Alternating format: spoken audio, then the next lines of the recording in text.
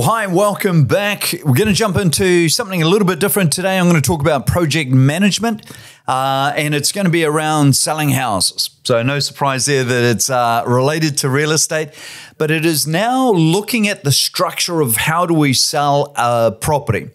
And if we look at Jordan Belfort, he would say to us, every sale is the same. And I know owners would choke with that. They'd go, no, hold on, my property's different to the other one. Agents, I know, do choke with it. No, this one's different. That's different. But the principle is everyone is the same, and it's following the same process. There's going to be the same best process. As an aside, as a little example, somebody goes, oh, I want to do something different. I want to be on the internet and I want to be on this site here, which is up at this end of the world. Okay. It just doesn't work that way. Here's the websites that the market goes to. So be on those ones, not this bizarre one up here or advertised in this magazine that appears or flies around the country or does something. It is get into these right places. So now what I'm going to talk about, if we call it project management, is looking at what's required to sell the property. And I'll start with the tasks. So we're going to have a list of tasks and we're going to refine the tasks. You got that sort of line entry that a lot of salespeople will think, okay, Wayne, I've got that already. So you probably got a task. Probably what you're missing under that is steps. So if you stepped out of it and I walked into your business, or one of my daughters walked into your business, they know real estate a fair bit, as even the teenagers, they walked in, you'd say, here's the steps to achieve or to satisfy that task. So tasks, now let's make sure the steps are clear. Are we doing every step the same every single time?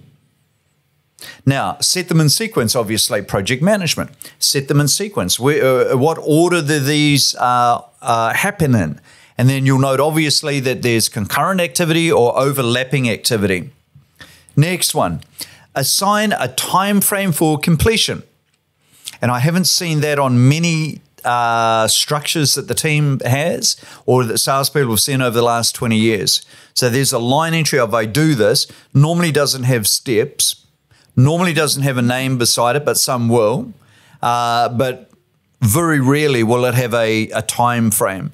This is a task that will be completed within, from X, it'll be completed within 1 hour. It'll be completed with 1 day. So just putting that in now, and that's going to help you with your project management as you roll through.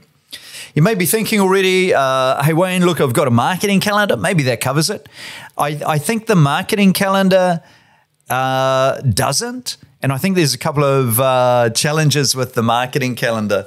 And I've been like everybody else. I've drawn up marketing calendars and given them to my team in our training, in particular when we run the 10-hour auction training course. There is a marketing calendar in there. But now as I stop and think, I go, that is not even a marketing calendar. If it was a marketing calendar, it would have only the marketing in it. So it isn't. It's more campaign management. So the correct heading at the top of that, if we weren't fixed on what we've done forever, would be campaign management. It is the campaign to sell the house, and here's the management that's involved. So if you think about your marketing calendar, you've probably got put signs up, do phone calls, callbacks, vendor meeting, run open homes, etc., etc. Those are not marketing activities, and yet you call it a marketing calendar, and so do I. So I think we're wrong doing that.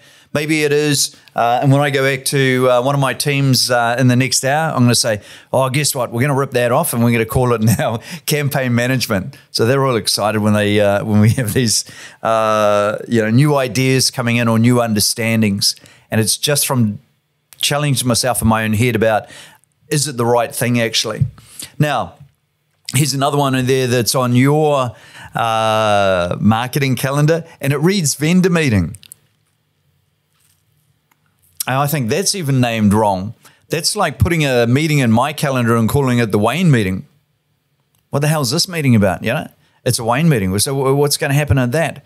So your vendor meeting that we call, and we all know what we intend in there, it's the vendor goes, well, you're just having a meeting with me? Or it's a meeting for me? or it's Wayne's meeting? What is it? So I think in there, as I start to think that through, what do we do in that meeting? We talk about the progress. To a degree, we talk about the strategy, and we talk about the results. So is it a progress meeting? Is it a strategy meeting? Or maybe it's a results meeting? And I'm favoring results meeting right now on the basis that your results are, here's what the marketing achieved, easy measure, here's the internet hits. Here's what the marketing achieved, other results. Here's now the conversion of that to inspections. And we can look at our ratio on that. And now here's the interested parties. The results so far, X amount of interested parties. So you've always got results as you come through. Or your result is internet hits were fantastic. Nothing wrong at all with that. Open home numbers, very low. We have a problem. And they are driving past, or there is something that is stopping them coming inside the property. I don't get to engage with the parties. So I'm now favoring that would be a results meeting. Again, the crew in the next hour is going to go, thank you. Okay, we'll change it to results meeting. But I think for a vendor, you're sitting down, I'm going to tell you the results. And I think that can clarify and clean up that meeting more succinct, and it's to the point. They know we're talking results.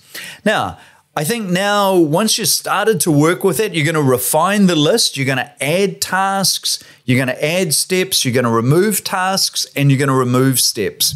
So if you're getting the job done and getting it done really well, and there's a task that you feel that you're letting yourself down by not doing, check if it actually needs doing. Maybe it's not critical to the success. Maybe you do pull that out. Now, and then you've got names in beside it on who does what. So now you're allocating the tasks. And again, it might be that the task you're not doing, that I'm not doing, they go, Wayne, you've got that on your list and you don't do it. Oh, yeah, I sort of avoid that one. And somebody goes, well, you shouldn't. It's easy. Okay, great. That should be your task. Easy for you. I'm avoiding it. You take it. Naturally, you like it. And then I'll take something else that naturally for me is easy, but it looks hard to you. So I think redistribute who's doing what in there. Next step, simplify everything. Prioritize what is actually going to move you forward to selling the property. Strip it down. Take all the fluff out. Take all the noise out. Take all the padding out. And I think we pad them out with too much stuff, thinking that we're adding value, but we're staying away from what is critical as a priority to the success of selling. So I think just go in with that. I'll give you one example just to keep agents on their toes, create some debate, and demonstrate that I'm not happy just running with the crowd. I don't care. I'll tell you what I think. Just list the DLEs. Man, you're going to be real hard pushed to convince me there's any value at all. And telling the neighbors. Like, we're really going to get blunt now. If the neighbor is thinking of selling and they're that dumb they can't see the flag and the sign and come in, they ain't your buyer. And you think putting a DLE in the letterbox and knocking on doors is going to create it? Man, I just have not seen it happen. Have not seen it happen. If they're thinking of selling, it's the first time you've met them and then you tell them afterwards you've sold, I reckon they're going to go back to the agent they know and who runs that as a farm area, and they'll deal with them. So I just see no value in the just listed DLEs. And even within the team I'm about to go back and catch up with, they're going to argue with me that just listed and knocking on the doors is valuable for database.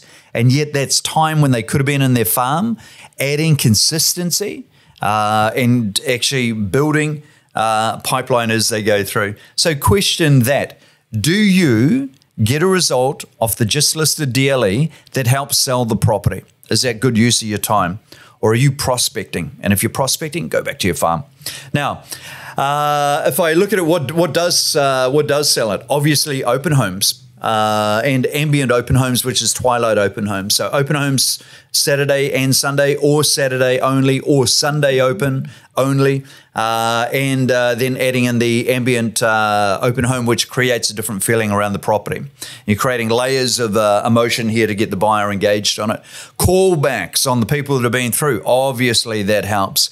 Repeat viewings, generating the repeat viewing with your strategy of calling the party back on the day if you're running 2 opens on the weekend. So if you're running Saturday, Sunday opens, Saturday, call them back on Saturday afternoon.